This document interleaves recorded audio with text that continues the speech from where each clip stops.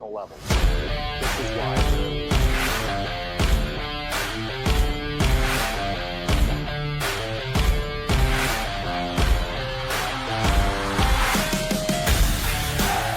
All right, guys, we have breaking news. We're going to get right into this. This is an internal NCAA email that was sent out yesterday morning to all Division I coaches, and it talks about the House settlement, kind of gives us an indication of what's going to happen there, and some changes to some of the biggest rule changes that have gone on in the last 6 months. So let's get right into it. We're going to pull up the email right now. This was sent to us by one of our really good friends that is a coach at a great Division I school. It was sent to us, and let's take a look at it right now. So, number one, NCAA Division I coaches, I'm writing to update you on some important legislative developments that affect our sport, including some possible changes to the roster limits for 25 to 26 due to the current status of the House settlement.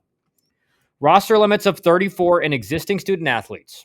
As previously communicated for the 2025 to 26 season, the roster limit for institutions that opt into the House settlement will be 34 players. However, with the latest delay of House settlement approval, Judge Wilkins said that her only remaining concern is that the roster limit should not be immediately implemented due to current athletes losing their spots on the team. That's what, talking about the grandfathering in of people that are on the roster, or maybe slowly introducing roster changes to from 40 down to 36, then down to 34 in like 2 years, right? That's what they're talking about. She previously suggested that current athletes should be grandfathered in with that. The exact roster limit rules and the treatment of existing student athletes may still evolve. We will keep you informed as new information becomes available. That's a key sentence here. With that, the exact roster limit rules and the treatment of existing student athletes may still evolve. So, the rules that we think are going to happen could evolve.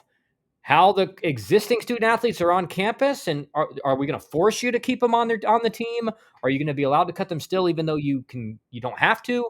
Like, these are all things that are going to evolve. And the NCAA is basically saying we don't know what's going to happen. Withdrawal of proposal for fall roster limit of 38 due to the uncertainty surrounding the House settlement and the roster limits for the upcoming season. I am tabling our proposal for the fall roster limit of 38 for this year. So no roster cap for the fall this coming season. No roster cap for next fall. Given the current climate of uncertainty, we did not want to add another variable for coaches to manage. Our job is to make coaches' jobs easier, not harder. However, I still believe that establishing a fall roster limit of 38, as coaches voted in favor of during the ABCA convention this past January, is where we need to be in the future. It is the right thing to do for student athletes during the recruiting process and will enhance roster stability for everyone. I don't know how that will enhance roster stability. I mean, you won't have a bunch of people being forced out in the fall, but that summer portal is still going to be wide open. Moving forward, and we'll get to this next part in I have another document to read. Although it will not be mandated, I encourage you to limit the number of student athletes you bring in for the fall to those who you believe have a legitimate chance of playing for and contributing to your team. As we all know, all right, now we'll get to the second one. All right, so here's where we left off, kind of right here. As we all know, bringing in too many players will disrupt those student athletes' and academic trajectory and leads to the flooding of the transfer portal, further complicating the landscape that coaches are already managing. Doing your part to manage your roster size effectively will help maintain the integrity of the recruiting process and the development of your teams. It's like, hey, please, guys, don't bring in like 46 people in the fall. But it's also, I mean, if you're a coach and you think you can get an advantage from that, like, are you going to just limit your roster? No, especially if you have a bunch of kids who know the risks and know you're bringing in that many guys and they still want to go there because it's a powerhouse program. It's like, please, guys, this is the NCAA begging. Please do not bring in more than 38, even though we can't tell you not to. I wish we had the certainty that we are all looking for, but this is where we start. This is where we stand at the moment. I'm hopeful we will have more answers by the end of the season, and we will keep you updated as new information becomes available. Thank you again for your continued feedback and commitment to our sport. If you have any questions or need further clarification about how you should move forward, please reach out to your compliance department. I will not be able to provide any further information than what is in this email, which is why you need to communicate with your compliance department about specific questions. However, I am always available to discuss this or any other issues. So, guys, what does this mean? What does this document mean? this email, this was sent out to every coach at the Division I level. I'm not sure about other levels, but I know every coach at the Division I level received this email. Now, no roster cap in the fall this coming season.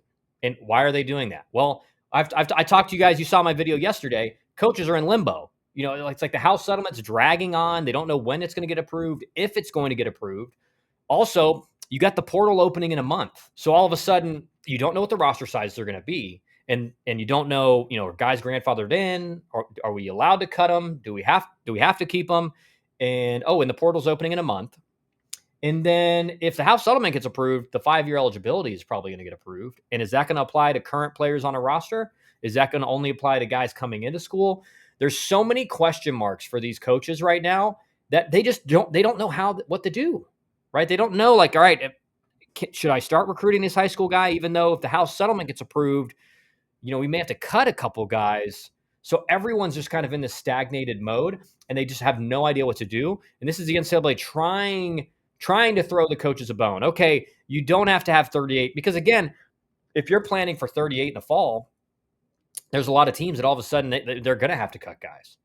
But if you're allowed to bring in more than 38, now you can be more flexible, even if you don't know what's going to happen with the House settlement. So, guys, again, I hope this gave you some clarity of kind of what's going on with all these changes. Again, I mean, it's nobody would have expected it to last this long into the beginning of May today. Remember, if you want college baseball inside info and you want a YouTube channel that has relationships with coaches at all levels, can get this information out to you guys, hit that subscribe button, hit the like button to boost us in the algorithm. And again, if you are looking for help in the recruiting process, I always get it wrong. Scan this QR code right here, fill out the form. We'll meet with you, talk about what we do, what separates us, and see if it's the right fit for you.